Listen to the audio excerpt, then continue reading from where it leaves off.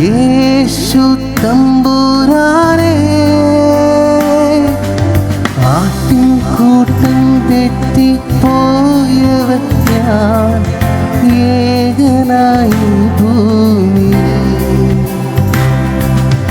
ആട്ടിൻകൂട്ടം തെറ്റിപ്പോയവൻ ഞാൻ, ഏകനായി ഭൂമിയിൽ.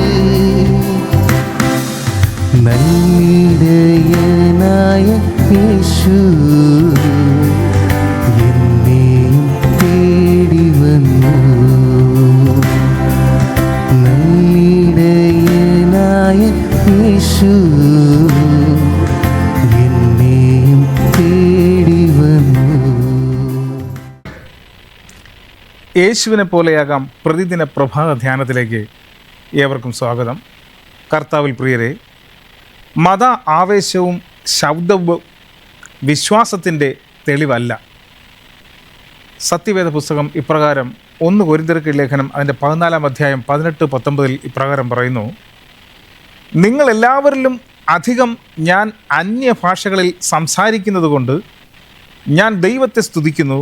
എങ്കിലും സഭയിൽ 10,000 വാക്ക് അന്യഭാഷകളിൽ സംസാരിക്കുന്നതിനേക്കാൾ അധികം മറ്റുള്ളവരെയും പഠിപ്പിക്കേണ്ടതിന് ബുദ്ധി കൊണ്ട് 5 വാക്ക് പറവാൻ ഞാൻ ഇച്ഛിക്കുന്നു.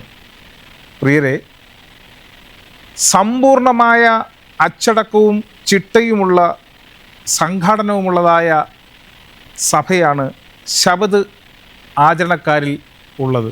അപ്രകാരമെങ്കിൽ ചെറിയ പിശകുകളും വന്നു ഭവിക്കുന്നു എന്നുള്ളത് നാം മനസ്സിലാക്കേണ്ടിയിരിക്കുന്നു. ഇതിലൊരു വിഭാഗത്തിൻ്റെ ഭ്രാന്തിൻ്റെ ആത്മാവാണ് ഭരിക്കുന്നത് എന്നുള്ളത് നാം മനസ്സിലാക്കണം. 3-ാം ദൂതൻ്റെ ദൂത് അവർക്ക് പരിചയമില്ല. 3-ാം ദൂതിൻ്റെ ആത്മാവിനെ അവർക്ക് പരിചയമില്ല എന്ന് പറയുന്നതാവും ഏറ്റവും ശരിയെന്ന് തോന്നുന്നു. ഇക്കൂട്ടരിൽ ഉൾപ്പെട്ടതായ ചിലർ അബദ്ധജടിലമായ ചില കാഴ്ചപ്പാടുകൾ കൊണ്ടുവന്ന് ദുഷ്ടന്മാർക്ക് ഉയിർപ്പില്ല, ഭാവിയുഗം എന്നൊക്കെ പറഞ്ഞ് തെറ്റിദ്ധരിപ്പിക്കുന്നതായ ഭാഗങ്ങളാണ് നമുക്ക് മനസ്സിലാക്കേണ്ടിയിരിക്കുന്നത്. പ്രിയരെ, ഒരു സത്യം ഞാൻ മനസ്സിലാക്കണം. ക്രിസ്തുവും ബിലയാലും തമ്മിൽ യാതൊരുവിധ സഖ്യവും ഇല്ല എന്നുള്ളത് നാം മനസ്സിലാക്കേണ്ടിയിരിക്കുന്നു.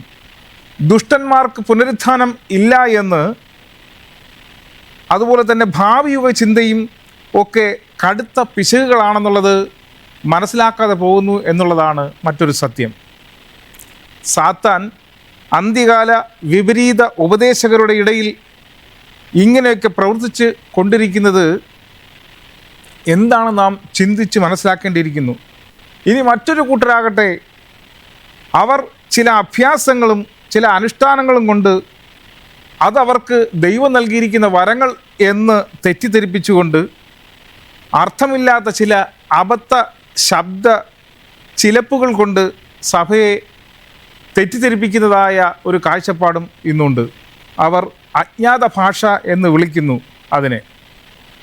വലിയ വഞ്ചകൻ്റെ സഹായത്തോടു കൂടെയാണ് മനുഷ്യനിർമ്മിതമായ ഈ വരങ്ങൾ ഇന്നും പല സഭകളിലും ഉള്ളത് എന്നുള്ള സത്യം നാം വിസ്മരിച്ചുകൂടാ.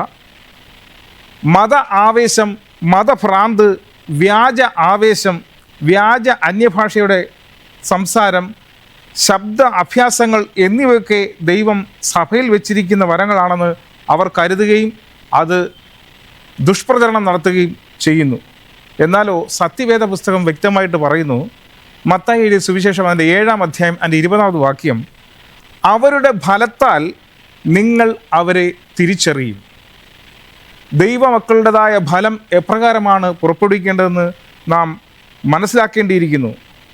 അതുകൊണ്ട് തന്നെ ദൈവത്തോടുള്ള ഭയഭക്തിയും ആഴത്തിലുള്ള ഹൃദയ പരിശോധനയും അതുപോലെ പരിശോധനയും ആണ് ആത്മിക മുന്നേറ്റത്തിനുള്ള ഏറ്റവും പ്രയോജനകരമായ കൂടിവരവുകളുടെ പ്രത്യേകതകളെന്ന് നാം മനസ്സിലാക്കേണ്ടിയിരിക്കുന്നു. അങ്ങനെയാണെങ്കിൽ ഓരോരുത്തരും സ്വയം തിരിച്ചറിയുവാൻ ആത്മാർത്ഥമായും ആഴത്തിലുള്ളതുമായും വിനയത്തോടും കൂടിയതായ ക്രിസ്തുവിനെ അനുഗമിക്കുന്നതായ കാഴ്ചപ്പാട് നമുക്കുണ്ടായിരിക്കണം. അങ്ങനെ ക്രിസ്തുവിനെ അനുഗമിക്കുവാൻ ഗലാത്യർക്ക് ലേഖനത്തിൽ 5-ാം അധ്യായം 22, 23, 25 വാക്യങ്ങൾ പറയുന്നു: ആത്മാവിൻ്റെ ഫലമോ അത് സ്നേഹം, സന്തോഷം, സമാധാനം, ദീർഘക്ഷമ, ദയ, പരോപകാരം, വിശ്വസ്തത, സൗമ്യത, ഇന്ദ്രിയം. ഈ വകയ്ക്ക് വിരോധമായി ഒരു ന്യായപ്രമാണവും ഇല്ല.